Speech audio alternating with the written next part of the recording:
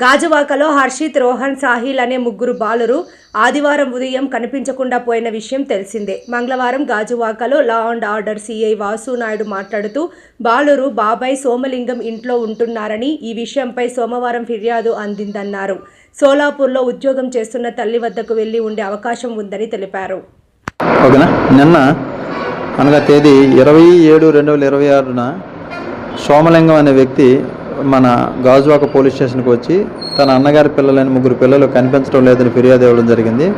ఫిర్యాదుల వివరాల్లోకి వెళ్తే తన అన్నగారు వదిన గారికి ముగ్గురు పిల్లలు ఉన్నారని, వదిన గారు సోలాపూర్లో ఉంటారని, మ్యారిటల్ డిస్ప్యూట్స్ వల్ల అన్నయ్య వదిన విడిపోవడం వల్ల వాళ్ళ మ్యారిటల్ డిస్ప్యూట్ కంప్లీట్ అయిపోయి పెద్దల నిర్ణయం మేరకు పిల్లల ముగ్గురు కూడాను తిని దగ్గర సోమలింగం గారి దగ్గరే బాబాయ్ దగ్గర పెరుగుతున్నట్లు, గత సంవత్సర కాలంగాను ప్రైవేట్ స్కూల్లో వాళ్ళు చదువుతున్నట్లు, ఒకరు గాయత్రి కాలేజీలో ఇంటర్మీడియట్ చదువుతున్నారు, మిగతా ఇద్దరు కూడా శ్రీనివాస కాలేజీలో 9th ఒకరు 5th ఒకరు చదువుతున్నట్లు చెప్పారు.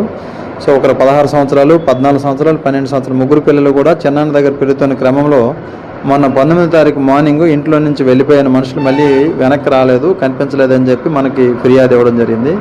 అయితే ఫిర్యాదు తీసుకున్న తర్వాత మేము టీమ్స్గా డివైడ్ అయ్యాము. మా ఎస్ఐ గారి టీమ్స్ అన్ని పెట్టి సీసీ కెమెరాస్ వెరిఫై చేయడం జరుగుతుంది.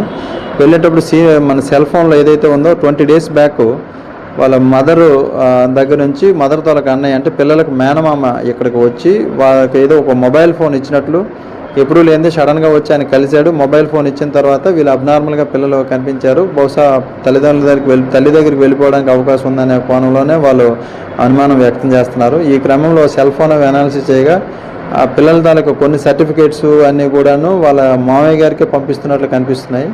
అండ్ అక్కడ సోలాపూర్లో ఉన్నటువంటి కాంట్రాక్ట్స్తో ఫ్రీక్వెంట్గా మాట్లాడుతున్నట్టు కనిపిస్తుంది. కాబట్టి ఈ కోణంలో మేము పూర్తిగా దర్యాప్తు చేస్తున్నాం, పిల్లల్ని ట్రేస్ చేసి పట్టుకుంటాం. ఆల్రెడీ దీని మీద దర్యాప్తుకి సంబంధించి బృందాలను పెట్టడం జరిగింది, వెతుకుతున్నారు. త్వరలోనే మీకు అప్డేట్స్ అందజేస్తాం. Thank you.